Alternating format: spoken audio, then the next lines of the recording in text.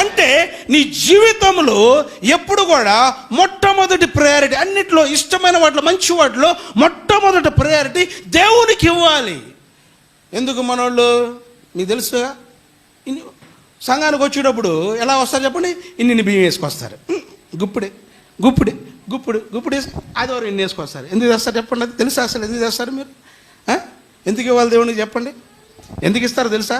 ఏమో తెలిసి చేస్తారో తెలియచేయట్లేదు, నాకైతే తెలియదు. కానీ జాగ్రత్తగా ఉండి, మీరు వండుకునే బియ్యంలో గుప్పిడి చందా ఎందుకు తీస్తారో తెలుసా? అది దేవునికి. హల్లెలూయా. అంతేగాని పాస్టర్ గారికి కాదు, అది పాస్టర్ గారికి కాదు. తీసుకొచ్చి ఇచ్చేది మీకు పాస్టర్ గారికేనైనా, మీరు తీసుకొచ్చి సమర్పిస్తుంది పాస్టర్ గారికైనా. మొదటి అప్పం తీస్తుంది ఈ ఏలియాకే అయినా, అది సమర్పించేది ఏలియా కాదు, అది సమర్పించేది దేవునికి. ఆమేన్. హల్లెలూయా. మా దగ్గర ఒకడు ఉన్నాడు రాజు అని, జాగ్రత్త వినండి. వస్తా 2 నాటుకోళ్ళు పట్టుకొచ్చాడు, ఇంటికి వచ్చాడు. నన్ను ఇప్పుడు కూడా పేరు అంటే అన్నాడు, అయ్యగారు అండి అంటాడు. అండి అన్నాడు. ఎరా ఇటు వచ్చి 2 గుడ్లు తెచ్చానండి అని. ఇంట్లో చాలా ఉండేలా తీసుకెళ్ళాను. ఏమన్నా ఇంట్లో చాలా గుడ్లు ఉండేలా తీసుకెళ్ళాను. కాదండి, మొట్టమొదటిగా ఆ కోడి పెట్టింది ఇది, ఈ కోడి పెట్టింది ఇది అన్నాడు. ఏంటంట ఆ కోడి పెట్టింది ఇది, ఈ కోడి పెట్టింది. ఎందుకు తెచ్చాడు వాడు?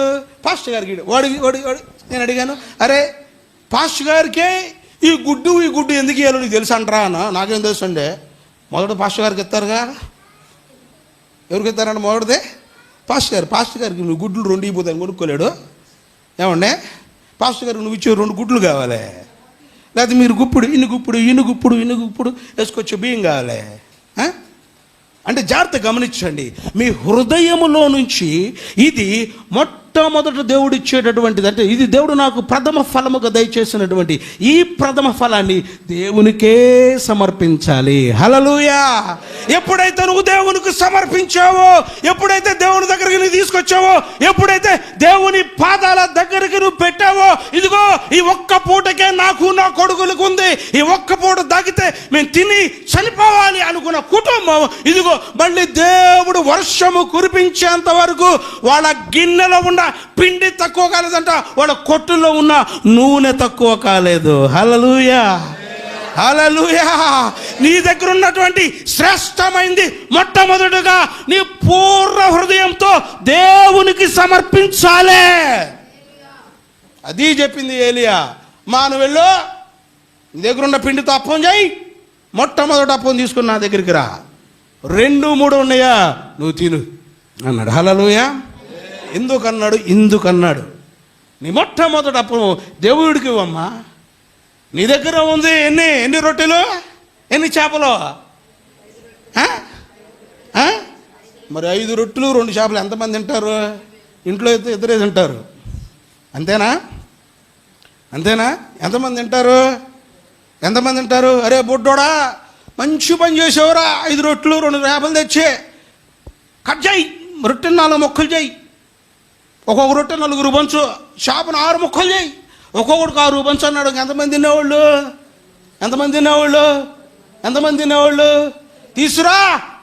తీసుకొచ్చి దేవుని ముందు పెట్టు, చేతులెత్తి దేవుడి ఆశీర్వదించి, ఇదిగో ప్రభా ఇది నీవిచ్చిందే, ఇదిగో నీకే అప్పగిస్తా ఉన్నాను. ఇక్కడ ఉన్నటువంటి దగ్గర ఒక 10,000 మంది జనం ఉన్నారు ప్రభా, ఇక వీళ్ళందరికీ సరిపోయేలాగా నువ్వు చెయ్యిన ఆయన ముందు పెట్టి చేతులెత్తి దాన్ని ప్రార్థన చేసి ఆశీర్వదించి ఇక వడ్డించు అంటే ఎంతమందికి వడ్డించారంట? 1000 మందికే. దేవుని దగ్గరికి సంపూర్ణంగా తీసుకొచ్చి ఇద్దామంటే లేరు. అమ్మో పాస్టర్ గారు యాడండే, ఆ డోక్రా కట్టాలి, ఈ డోక్రా కట్టాలి, అవి కట్టాలి, పిల్లోడు ఫీజు వచ్చిందండో ఈ నెలలోనే. ఇదే మిగిలింది. ఏంది ఇది? 10వ భాగం. ఇంకేం ఆశీర్వదించబడితే ఆ పూటకే మీకు సరిపోయేది. నేను చెబుతున్నా, దేవుని విషయాల్లో, దేవుని పరిచర్య విషయాల్లో, దేవుని పరిచర్య విషయాల్లో, దేవునికి సమర్పించే విషయాల్లో, దేవుని మాటను వినే విషయాల్లో, దేవుని మాటను అంగీకరించే విషయాల్లో, దేవుని మాటకు లోబడే విషయాల్లో సంపూర్ణ సమర్పణ కలిగి ఉండాలి.